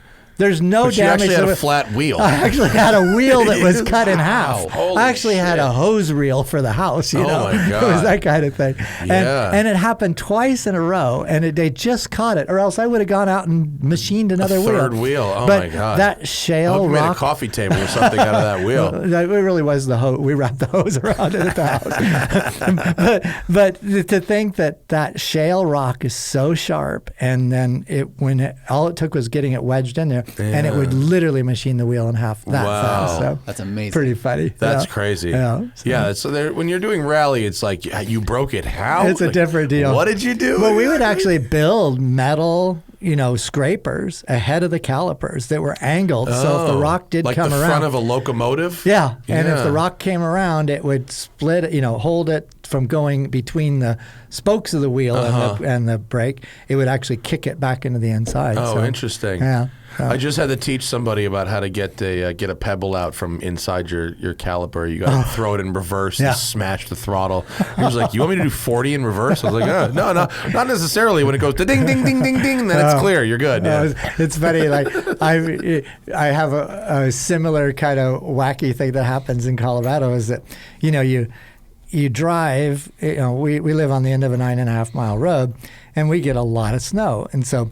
I don't necessarily, if I'm alone, I don't necessarily drive that road very straight. And so that builds, come in, it looks like you've got cooling cones on the back wheels because they're just completely flat. Yeah. Well, then you park in town. And you park in town and the car sits there, and then half of the wheel melts and the other half so you leave to go home, and there's literally like 30 pounds, 20 pounds on what's it's like literally shaking the whole car, and I'll like ride the brake trying to heat up the wheel to melt it. I'll take it, just try to run on the edge of the road to bang it around to try to drop it, because honestly I've been on long trips where that's happened. I've had to pull over and physically you have that ice pick it out because it's almost undrivable. I think you need one of those like Ken Block Aero fan covers. I think you'll be good on that. You do. That new Audi looks awesome. What's your favorite of your cars to drive in the Colorado snow stage? Oh, God. The 53. Oh, yeah. The white car? Is it the white car? White car. Yeah, because, that car's got snow tires on it. It's studded. The best part about that car, the 53s are called Pre-A Porsches. and they have a 16-inch wheel rather than a 15-inch wheel, and it's only 3¼ inches wide. Now that is almost identical to the World Rally spec. Oh. So that car from 1953 has a World Rally studded snow tire from Michelin on it. Oh, cool. And that thing, well, that's actually the Gamoon, but that car will totally hook up I on think anything. it's that one in the middle, right? Yeah, that's the one. But that's your canoeing car, right? Yeah, that's the canoeing car. Well, and the funny thing is, on the left rear corner, underneath the bumper there's a dent. And that dent came from me pulling the neighbor's nanny out of the ditch with a Jeep Cherokee on my way home. That's amazing. and Oh, so there's the tires. Yeah, look at that. So those are serious. Oh, that's a gnarly tire. Yeah, and it's a patch, like that big, like Yeah. so the grip level, it's the best gripping car we own. Amazing. Absolutely. It stops like it's sheer ice in town. It'll just stop so hard. That's awesome. And honestly, are you allowed to drive on studded tires? Yeah, You yeah. are? Oh, Okay. yeah. No, Colorado's a studded tire state, but this thing's awesome with it. But I was getting some paint work done on that car, and the guy goes, I noticed a dent in the back bumper. He goes, you want me to fix it while I'm at it? I go, no, that's its badge of courage. Towed out. I love that you don't, none of these cars are particularly precious. No, they're all special in they're their own special. way, but it's you don't treat them like they're so precious. You know what? Life's short. At least you don't appear to. No, life's short. I want to experience the cars as they were in the day and all that stuff. And it's funny, like the 53, the part I like about it is you think about our modern day driving, there's no limit in how fast you can accelerate. Yeah. How fast you can cruise, how fast you can stop, how cool you can make the interior, how hot you can make the interior. This car dictates your speed and your environment. And suddenly, because of that, you find yourself with the arm on the window, driving one hand, window down, just stuff that it's finally something that dictates your own speed in life, as opposed to this just going as quick as you can and doing all that. We've got that little Delica, which, I know. Which the guys have picked you up at the airport in it before, but normally my wife drives it, and when I drive it, I find that I just accept things. I when I drive the Rivian, especially a fast EV, 1,000%. The world is moving too slow for me. I drive like such an asshole. I get in every hole. I smash the throttle, and I'm always in more of a hurry than I need to be. And when I drive the Delica, it's like, look, 0 to 60 in 17 Same seconds day or whatever. I might get to 70 on a very good day. I'm not making a pass. Whatever speed the guy in front of me in the lane, that's what I'm doing too. And there's a freedom in that, I think. Absolutely, and I think that's the pleasant thing in it. In the old Porsches I have, I kind of look for the different experiences. I don't want an old Porsche to drive like a modern Porsche. And I can make it feel modern by, if I pull up to the traffic light and it turns red, I just turn it off and then I restart it. Start It goes technology. green. It feels modern, but it just is so, I guess it's just charming. And, we talked about this earlier, but these cars were made in the day for everyday use. They weren't like an attraction of, they didn't do track day cars. This was an everyday car that you drove by choice. My parents had a 356C. That was the family car. It was just their and car. It was a choice. And it wasn't even like a big dollar choice. It was a choice to have a sports car in the family relative to a four-door sedan. And I think that's what's lost is that, and also these things obviously were built in Germany at the base of the Alps.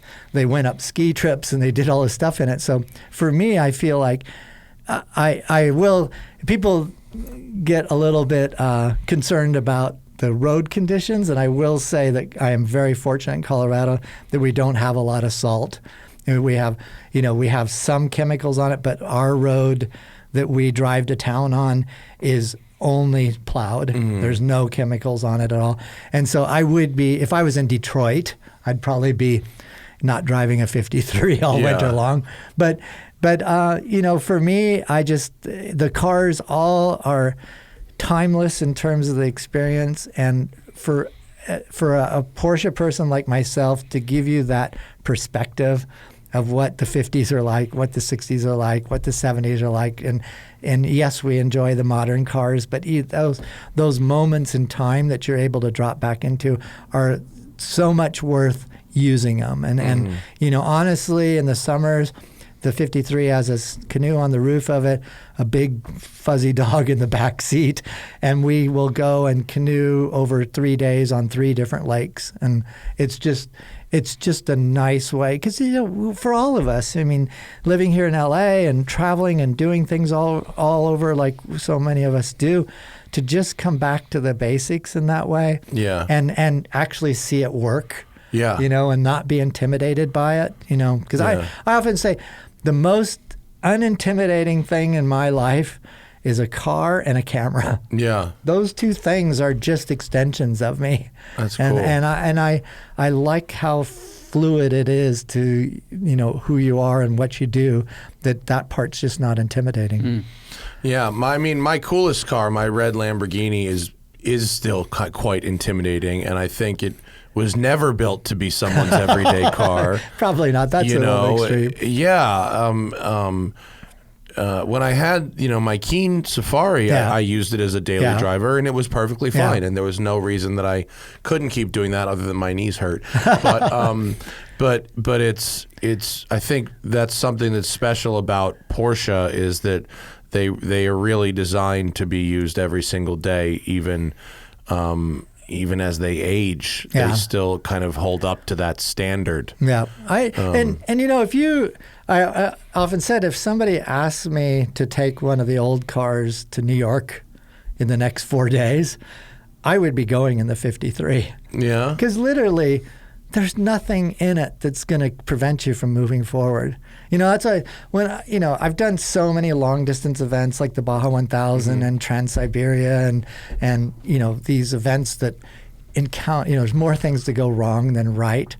And people ask, oh, what's the secret to the Baja 1000? The secret is to keep moving forward. Right.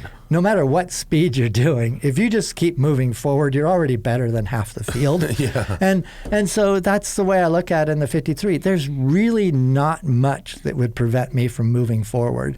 I mean, a wheel bearing might do something like that, but the rest of it, I carry a plug wire, I carry a spark plug, I carry some wire itself, I've got oil, I've got a few basic tools, but it just is going to keep going, you know, and I really love that simplicity, and it's something that until you've really experienced it, it's hard to even get people to understand. Yeah, it makes sense. Yeah. And those cars drive like. The first time I drove a 356, I was really shocked at how good the steering was and how kind of easy the whole experience was. It was not the same as what America was doing during that time. That's true. You know, which was much, much clunkier. Even our, like, quote, luxury cars, you know, were so much clunkier. Yeah. You know, and think about, I mean, for all of us, we can kind of point to things, but if I were to just say one car, think of all the opportunities and experiences one car can provide you, you know, in life. And that's like, it's your enabler in so many ways to be able to do so many things and experience it. I've got my first car still. I've got the 1970 914-6, you know. I bought that at the end of high school in 1973. I still have it today. I went to Art Center in it. I met my wife in it. Along comes the Panama-Alaska Rally, 25 days, 10,000 miles. I'm thinking, what do I want to race in that? I decide to build that car I've had since 1973 into that car. And so then I race 25 days, 10,000 miles, take my dad in the service vehicle who had never been on a big event for 25 days to chase us, and then finish second overall in Alaska, only beat by one of the Tuthill Porsches. You know, but it just was these life experiences that car just by itself is giving me. And to think, you know, to go out there now, like I've studded snow tires on it in the winter, start it up. I mean, it's like, these things. Have you ever bought a car for investing purposes? Not really. I mean, obviously, Have you ever sold a car because it had gone up in value so much that you just couldn't say no? There's been times where cars have become so valuable, you start to think, I'm kind of crazy to keep doing this. But so many of the purchases along the way have been motivated by my early years of photography, though. I mean, I went to Germany in 1985 or 6 for the launch of the 959 at Nürburgring, the press launch. And I go to the press launch and people are driving around Nürburgring, all these journalists driving Nürburgring in the 959, and I just thought that was the coolest Things thing. that'll never fucking happen again. Yeah, and so then I come back home and I'm here for 2 or 3 months, and then Road and Track gets this exclusive story of let's go do 200 miles an hour on the Autobahn in a 959. I'm on a plane again. I remember that story. Yeah, and I go to Germany and I'm sitting in the back seat of a 959 on the Autobahn trying to hit 200 miles an hour with the driver. Who was driving? That was... Was it Chubba? No. This was for Road and Track, and it was actually one of their drivers. It was Klaus de Koenig. Oh, yeah. And he, the funny thing is, and this is the days when we did. But he didn't write it. Who wrote that? It might have been Paul Frere. Oh, yeah, it was, I think, yeah. But the funny thing is that, you never faked anything in those days with your cameras. You just had to shoot them. So I'm sitting in the back seat, and I'm shooting over his shoulder, and we'd get to 180, 190 miles an hour, and inevitably somebody would pull out in front of us, and we'd be like ratcheting the thing down, slowing down as hard as we possibly could, and then hit a gap, and then I get the camera ready to go and shoot it. It took like 3 tanks of gas to get to all of a sudden you're like, we're in Austria. What the fuck? How did we even get here? To get to 200. But those impressions as a young photographer, so I had a chance to buy a 9.5. By Paul Frere. There it is. Oh, image no longer available. I held him up. They didn't want to pay the licensing. But, so when I had a chance in my later life to buy a 959, it was because of that experience, and that really did make it special. So, but that was a car that in the ownership became also very expensive. Yeah, I remember you telling me that though. You said this is not a car you want to have to maintain. Yeah, but I loved it, and it would have been our first choice to go on any long trip in. It was, and it's one of those cars. I had an. I've never driven one. Still. It's still magical, and it's one of those cars. Like I had an M1 for years. Yeah, and. They're cool. M1s came out in 1980. Yeah. Okay, I'm driving it in the early 2000s. I'd owned it for like 15 years. I'd pull into a gas station and go, when did this come out? Yeah. It's like it was such a modern feeling car. And that's the way the 959 is too. Everybody, it just looks so The current. M1 was really, I got to have a really nice go on BMW's M1. The orange one? They were really cool about it, and they let me drive it really hard. They didn't give a shit, and it ran beautifully. It wasn't that fast, but it was lovely to drive. It was, again, that experience of having an engine right behind you. Yeah, it was cool. When it would open up, it would just, it would be right there and feel so strong and powerful just because of the motor. It was a strange car because when you drove it just on the freeway, you'd kind of go, well, why is everybody looking at me? Because you didn't get to sense that you were in anything too special. Yeah. Because all the switch gears, all out of 6 Series, and it was somewhat familiar in what you're looking at.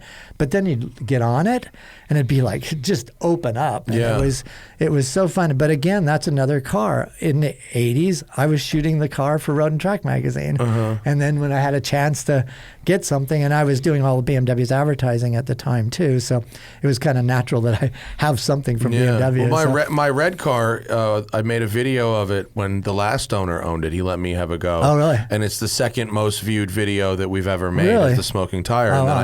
I got to buy it 5 years later, which is nice. That's awesome. That's very rewarding. Yeah, and definitely. It runs better now than when he had it. It runs fucking good now. Donnie did nice. Oh, that's cool. Nice. Yeah, that's really cool. But I totally get. But you've also got the 906, which is like, I mean, how do you end up with a 906? Well, again, it comes like in this late 60s, I built a model with my dad of this 906. And so it was. Do you still have it, or did you get rid of that thing? I still have it. I thought when I saw you last year, you said you were thinking about getting rid of it or something. I mean, it's to me, There it is on the right, the white one. Oh, that's actually a 910. Oh. That's from the other day. You did pass it in the snow down there. That one, and the number 11 car. So, yeah, but That's a race car. Yeah, that's a race. The 904s in the day, which was the predecessor to that, it's kind of like Porsche refers to, at least in the beginning, referred to the GT3 and the GT3 RS as a little bit different. How you differentiate between them is the GT3 is a street car for occasional racetrack use, and the GT3 RS was a race car for occasional street use, kind of juxtapositioning them that way. And that's the way the 904 was. 904 was a road car that could occasionally be driven on the racetrack, and it was a lot, actually. But when the 906 came along, it was the last road registerable car, but it was a full prototype race car. So that side of it, it's pretty user-friendly because it's basically got a 911 engine in it. But, there's so many things in a modern car that they try to replicate. But the one thing you can't replicate is lightweight. Yeah. And that car weighs 1,400 pounds. Yeah, that's crazy. And the nimble nature of feeling it up on the toes, and then it's got bias belt tires, so it moves around, and it's just the experience of it. Because when I lived here in California, I lived down in Corona del Mar, and you got PCH. On early Saturday mornings or at night, you go out. You pull 3 gears on PCH, you were on the Mulsanne straight. Yeah. I mean, that car was so cool. And the big arches of the front wheels, the view out of the windshield, everything is just so crazy. Yeah. And again, like we described in the M1, this motor's between you and a piece of fiberglass. Yeah. And so the sound in it and everything is just so incredible. But I think that in terms of, I call it a 3-block car, that in 3 blocks it'll change your attitude. Yeah. It's like you just go for a cruise. It's just incredible. And no experience in any car is. But if you get stuck in traffic in it, is it totally miserable? It doesn't overheat or anything. The tricky thing, it's fiberglass and tube frame, and the body is actually attached by wrapping little pieces of fiberglass around the tubes. It has no, so it's bonded in that way to the frame. And so when you pull into a gas station in a driveway and you just feel everything creaking and twisting. And I've had an opportunity the last actually couple months to drive 2 freshly restored 906s. And I didn't realize they actually feel like that because I've had my car since 96. So I've had it a long time, and I've just gotten used to the way it feels, but definitely a fresh one feels when you bought it, was it before they were insanely valuable? It was the most expensive car I'd ever bought. But now we buy our street cars at that price. So it was expensive at the time, but nothing like it is now. And you were saying that earlier, but I honestly don't think about the value of things. I know, but that's a very rare, The thing about it, it's fragile. That's a collectible race car, and you drive it a lot. You bring it out. You go on road rallies with Cam, and lots of miles. You bring it on the racetrack, and you do stuff with it. And I respect that. But a lot of your cars you bought, even if they were quite nice at the time, it's different from looking at it in a 2022 lens. Yeah, absolutely. And as so many people can say, is that I wouldn't be buying it today. Right. I happened to hit a window when it was available and they weren't that sought after. And I knew I could road register it, and that was my real desire, because I've had some pretty big exotic Porsches along the way. I had a 962 for a while, but it was like, okay, I would have not a road car. No, it's a full race. It was a Blaupunk car that finished 3rd at Le Mans, and I had that car.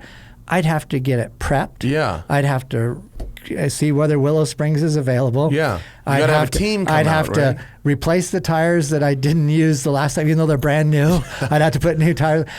Go through that whole process, and then I'd get booked on a job. Yeah. And then the whole thing would start over again, and I wouldn't get to drive. That's hilarious. Whereas the 906, you can't, even as a very successful freelancer, you're still a freelancer. Yeah, and so absolutely. you can't plan too much. No, That's but why that's everything's my got to wife. be. You got to be able to drive it on the road because otherwise you can't make the plans. That's it, and that's where it hilarious. became. I know people who have summer houses. Yeah. My friend Sarah has a vacation home, and she's like, "Yeah, I'll rent it out on VRBO when I'm not there." But she can't block off dates for herself because she ends up having a gig. Yeah, And she told me this. It's like the same exact thing. No. Oh, what a pain in the ass. And that really did make it apparent that the cars I needed to all have to have a license plate on them and are ready to go. So that's it. So. You could. I mean, I'd seen some other. I mean, I know like Glickenhaus. You know, he got some Le Mans cars road registered. Yeah. Well, Porsche. You drove one version. I drove the 962, which the Koenig or the Koenig one, which is for sale. I saw it. It's on around. Collecting Cars. It's at auction right now. Oh, it's fine. The Koenig 962 and the Dower which cars were also awful to drive. By the way, I mean it was. It's not that. I'm not saying it was a piece of junk but it clearly is not meant to be in regular traffic. Once you were moving, it was okay, and it didn't overheat, and it definitely had a twin turbo flat six engine, but first gear.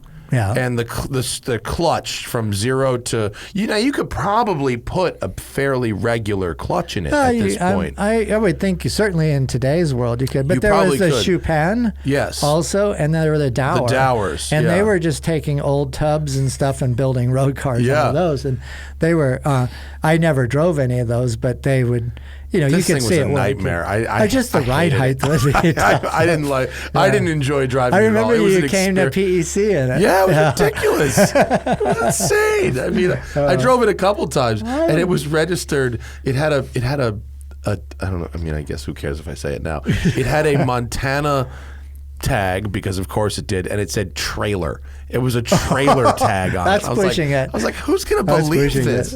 It was so sketchy. It lived here for a while. It was here for a couple months. Well, I thought it was pretty cool you were driving it for sure. Oh yeah, I mean, it was. I wouldn't turn down. There's that trailer tag. Yeah. I wouldn't turn down that experience for anything in the world to drive that thing. Yeah. But it was not pleasant to drive on the street. I can imagine. Yeah, it was very, very sketchy. But if I had a membership at Thermal or something, I would love to have something like that and play around with it. That's the cool thing about the, I think, ever emerging country club racetrack stuff is that's going to just become, it's proving itself to be a good business model for the investors on it. And also it's our future for kind of preserving that absolute flat out experience in whatever we have as opposed to whatever's the latest thing. So, and I think that'll be really, really cool to kind of see the way those things evolve. So. Yeah, I hope that they do one somewhere that's not in the middle of nowhere. I know.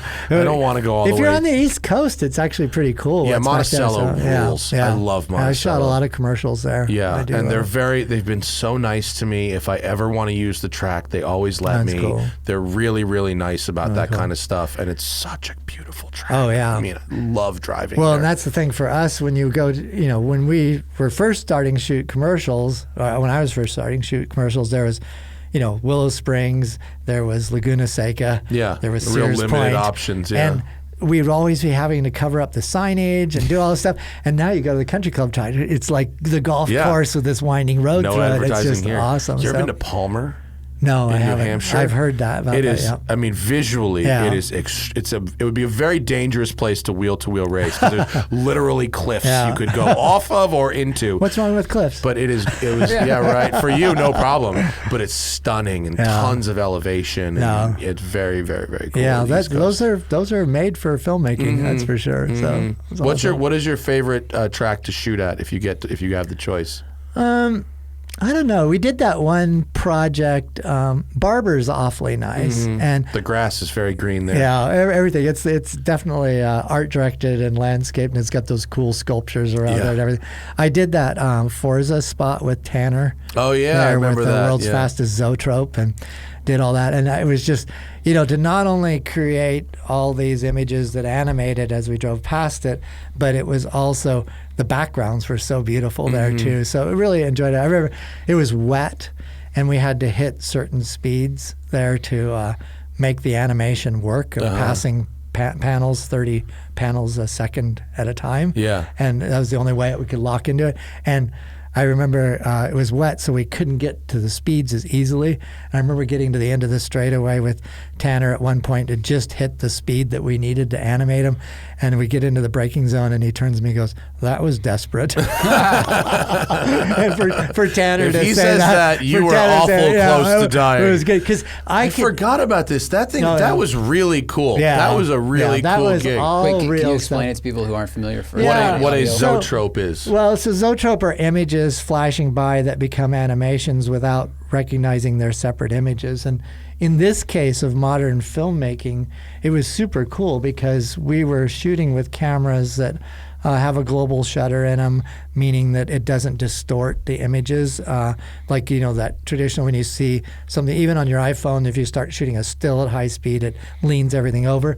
So the idea is the panels, whatever size they are, have to be driven by at a certain speed so that 30 of them go through your lens a second. Yeah, so the camera was mounted on the car. On the car. And the image that would become animated were actually on the side of the racetrack. Yeah. So rather than moving the pictures past the camera, you were moving the camera past the pictures. Yeah, and Very interesting concept. And the images that we were going by were actually game footage. Right. So I'd go into Forza and very choose, meta. and we would choose the sections of shots that Yeah. would play out for 3 or 4 seconds, and have the most visual activity to them, so it didn't feel like it was locked in. Yeah. And then you had to drive by. The bigger the panel, the faster you had to drive. So we had 3 sizes of panels that would go by at 80 miles an hour in a second,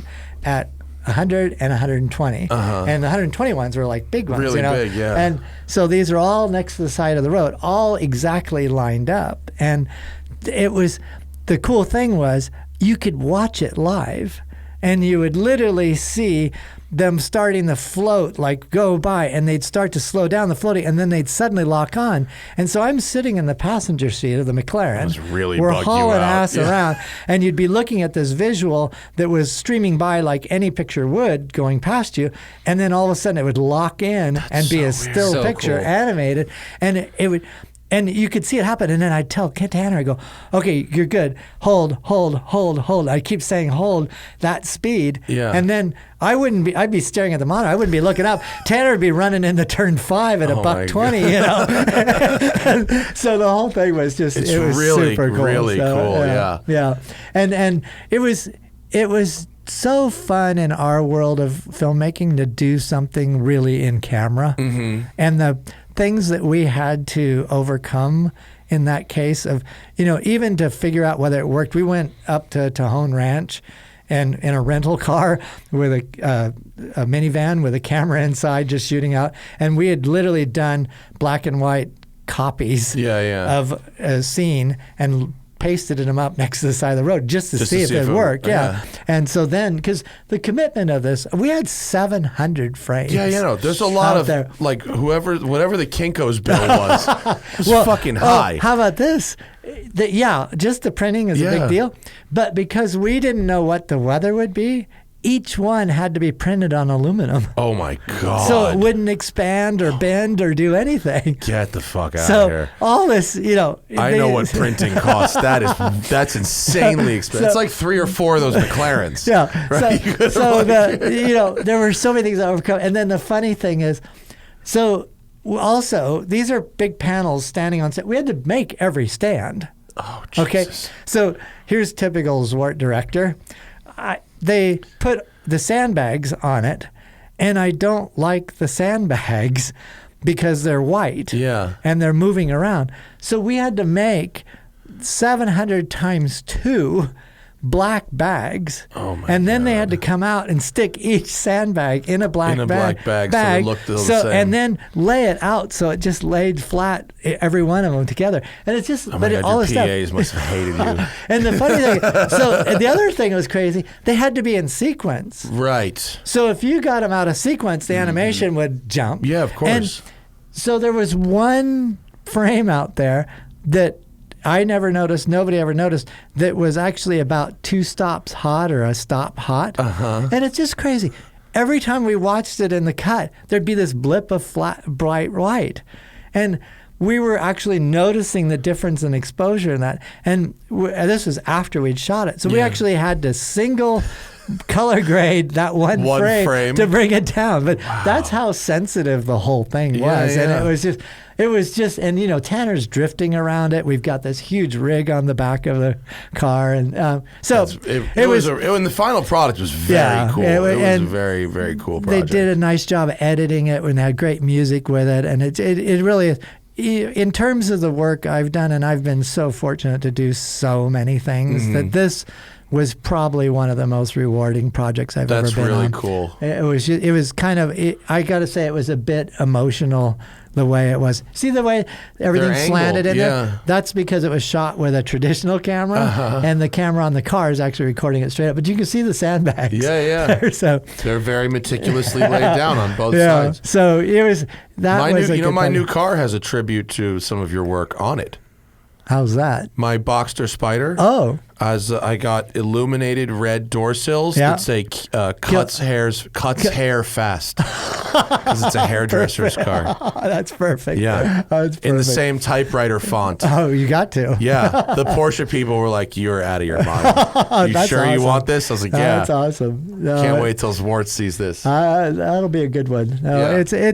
It's been fun with the commercials, but that definitely was one that was pretty special. The kills bugs fast was a I got to clarify something though. I didn't actually shoot that ad. You didn't? No. Shit, that I thought was you did. That was in my era of transitioning into film. Oh, damn it. And I was part did. of the same one. I did the jumping turbo. I did the sliding, the one that was in Seinfeld's apartment, all that stuff. So well, I'm sorry. I did I'll work take credit that's not wherever. yours. I'll take credit wherever. I told everybody I was part of that you. era. You might as well. Who the fuck's going to come back now? Sorry. I don't want anybody to get after it. No, I shot that. So no, I thought that was a Zwart era. See, that's the problem. I did so many Porsche things, but I didn't do all the Porsche things. And I got to say, there were some commercials along the way that were so good that I didn't get to shoot along the way. But I feel so fortunate of all the things I did get to do and be part of. So that's Zach, cool. do we have any Patreon questions? We can get to a couple of those before you got a few minutes? Yeah, absolutely.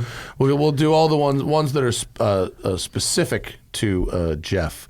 Rob says, how do you get drivers comfortable with the GT4 Club Sport setup or driving tips for us GT4 owners?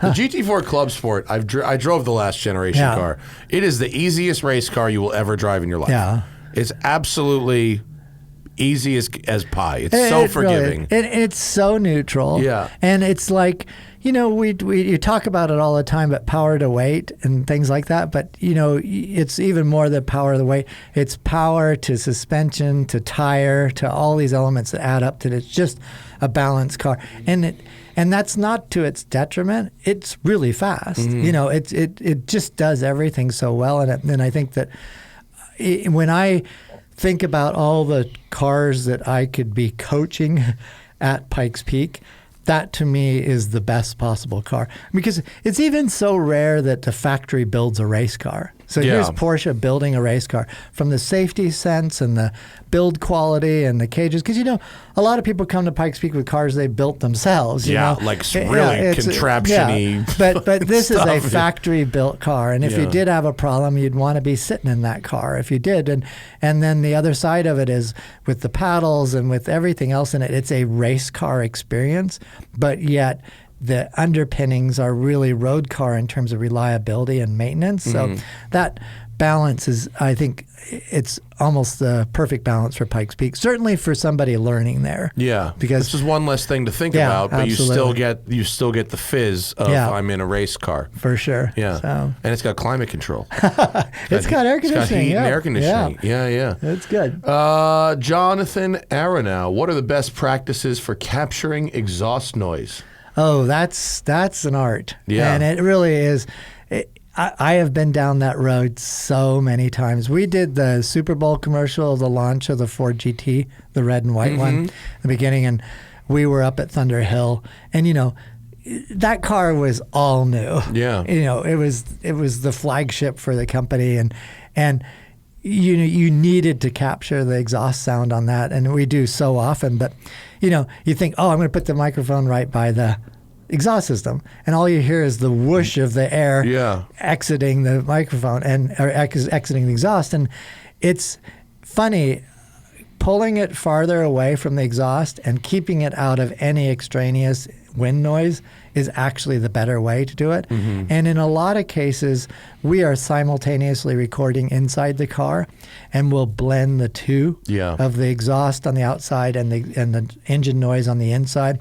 And that seems to be the purest. But it's funny, I've worked with different car companies where if you try to fake anything from acceleration sound to exhaust note to anything, there's some engineer that's going to nail you on it. So, and then let alone when stuff airs in the places that we see this, somebody will call you out. So. Yeah. I mean, I was watching Drive to Survive last night, and there's a scene where like the car is supposed to, the narrator's like, accelerating to the finish line, can he make it? And the exhaust they used was static throttle, and it was just but the vision car was accelerating, but the audio, and I just went, wrong clip. No, it's pretty evident to us, but it is a challenge to do that. And it's funny, I work with different sound people all the time on my shoots, and there's just guys that they're art. And I think that's the nice thing about film and having an entire crew is that everyone is a specialist in the department they're in. And while I try to know a little bit about everything so that I at least know what I can ask for, these guys are so into it. And when you have the best of the best in there, they're going to have the answers and the master perspective on it that is so enhancing for what the experience is. Totally. It's very hard. Yeah, it really is hard. And if you have only amateur level equipment, it's even harder. But the way that I've found that actually works better than others is actually to I tape the microphone like sort of up where the lights are for the license plate, like up in that little corner above the license plate, and I put like a bunch of tape over it. So it's so the tape is blocking all the wind. So you really don't get any wind rush directly over the mic itself, and that's and then I blend it with sound from in the car. That seems to be the most effective way for me with using amateur level equipment. Well, in a GoPro, surprising, I'm amazed that when we do like a BTS element of a commercial I'm shooting, there's almost always a GoPro inside somewhere, and it's just running all the time because it can. But it's amazing how often we go back and rely on that.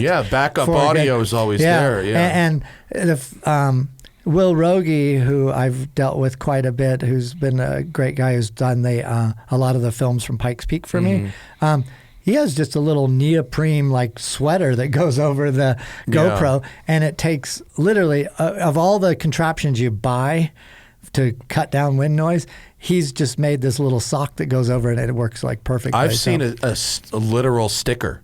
Really? Because the GoPro mic is just a hole, and you just fucking put this sticker over it, and it works amazingly well. We've used GoPro audio. We try not to. We record standalone, but like sometimes it fucks up. Sometimes there's a whatever, and we see, Zach in the edit will transition to the GoPro audio, and most people don't notice. No, and that's the other thing is the GoPro era. When I look at all the contraptions we made on everything from Formula One cars to land speed record cars to whatever, that to hold a 35-pound camera. Remember the shot of that dude laying on the hood of the fucking F1 car? Absolutely, What? I mean, it's just not the world we have. Yeah. And the fact that we can just let them roll and not worry about a 400-foot magazine anymore. Yeah.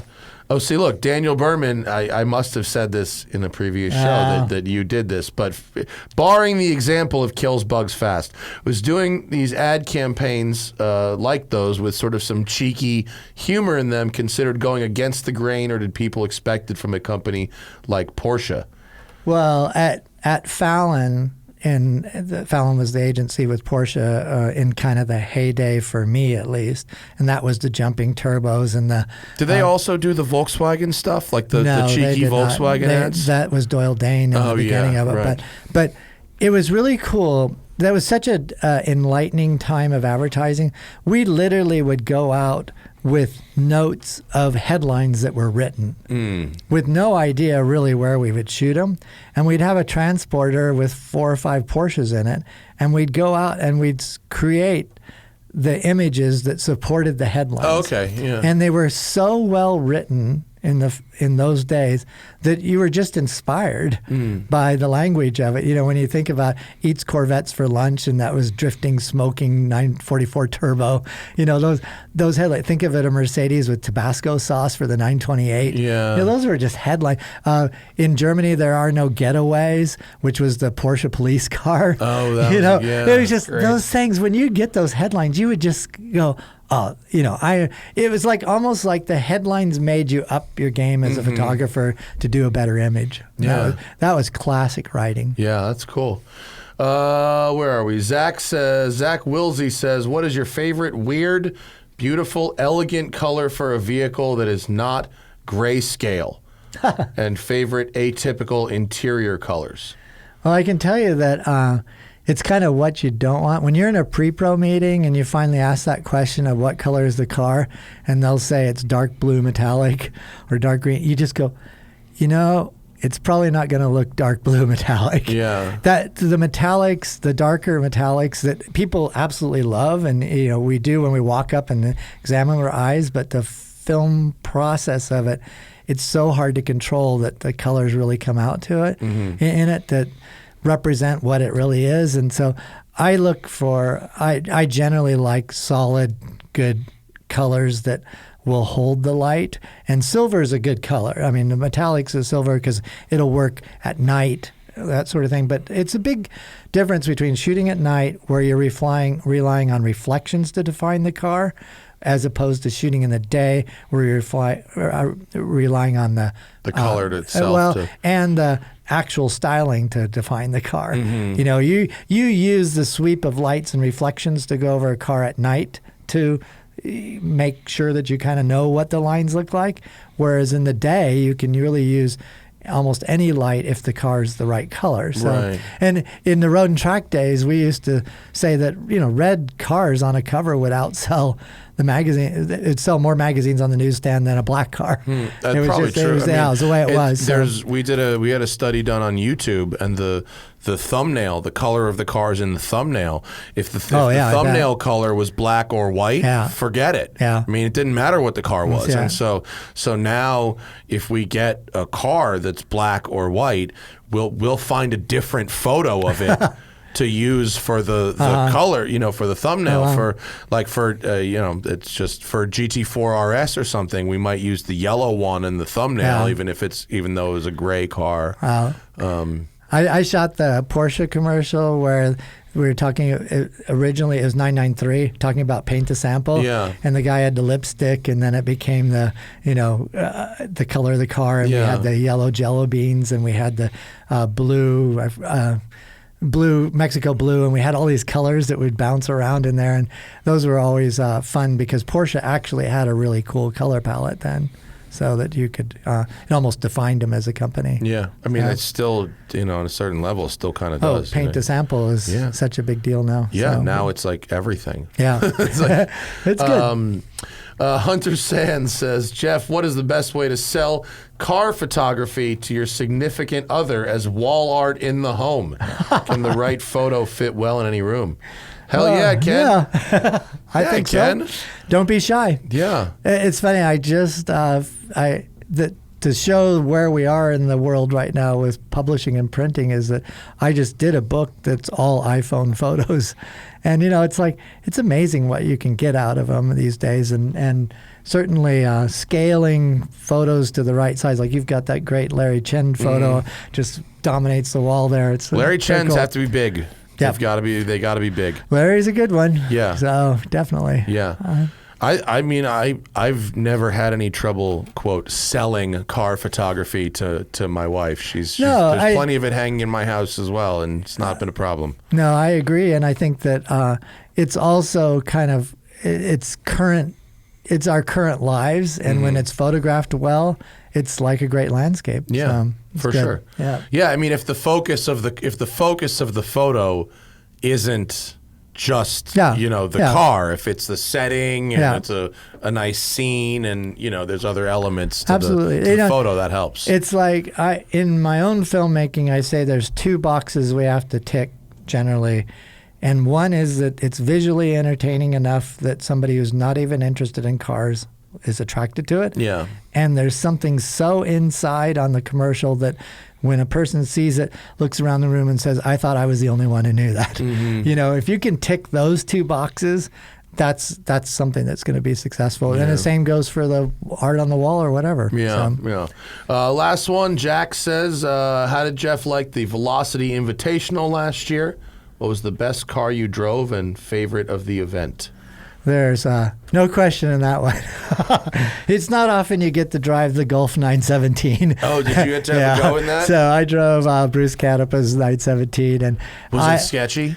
No, it really wasn't. I mean, the sketchy part is just knowing how much money's wrapped around you. So it's been fun. I mean, the last few years, the Collier Collection and Revs Institute has let me drive a few different big time cars, a couple of them being 917s. And, when you grow up on the movie Le Mans and see all that as truly inspiring me to be the career I went after and also be racing centric at the same time, and then to jump in one of those cars, it's pretty special. But I will say that the docile nature of it, considering what you think it would be like, the tip in on the throttle is so smooth, and there's such a rush in your back of how it pushes you forward, because we're used to throttle position and how much it moves you forward and things like that, and you're laying almost on your back in a 917,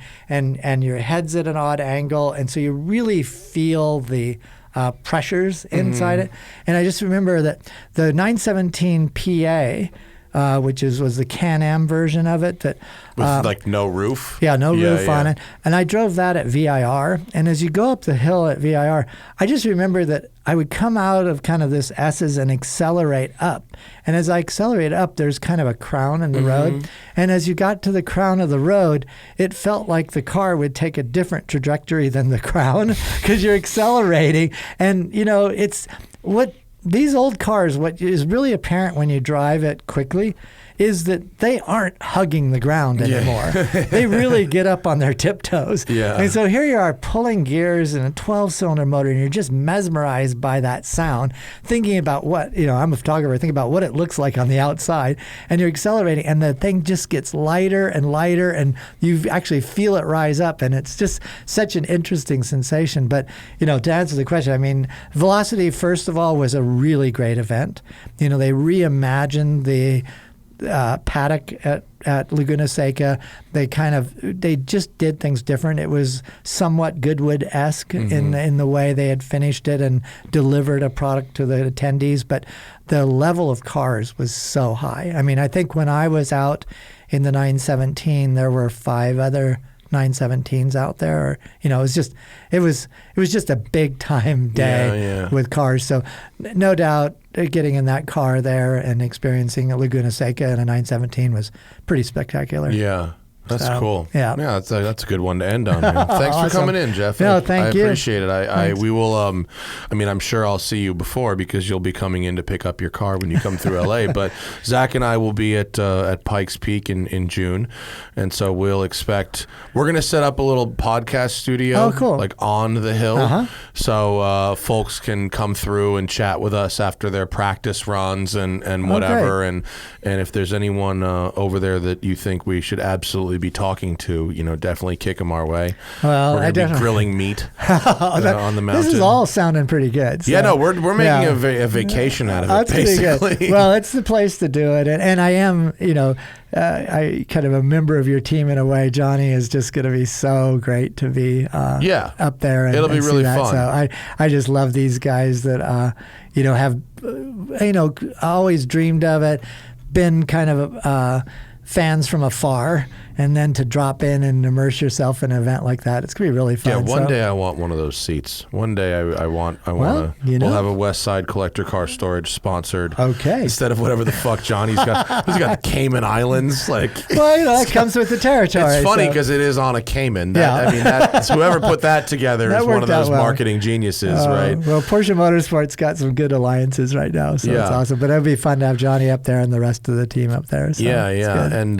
and I think Kenny from the block will be up there as well. Got a little peek at his car being built, which should be very interesting. And Joey will be there, and a bunch of our friends will be there as well. There's a lot of fun programs happening this year there. So I've never been, so it'll be a good first one for me to check it out. Awesome. All right. Well, that is our show. We got a show on Monday. Brett Burke will be in studio, and we're doing a crew show Monday as well. Oh, we got a double header Monday, don't we? Doing the 9th big show. Day of podcasting on Monday. The Pro Driver Show. Yeah, that'll be. We'll break the embargo on GT4 RS for the Pro Drivers. So if you're a Patreon member, you'll get that. Thank you, everybody. Have a good weekend. Thanks, Jeff. Thanks. We'll see you guys later. Bye.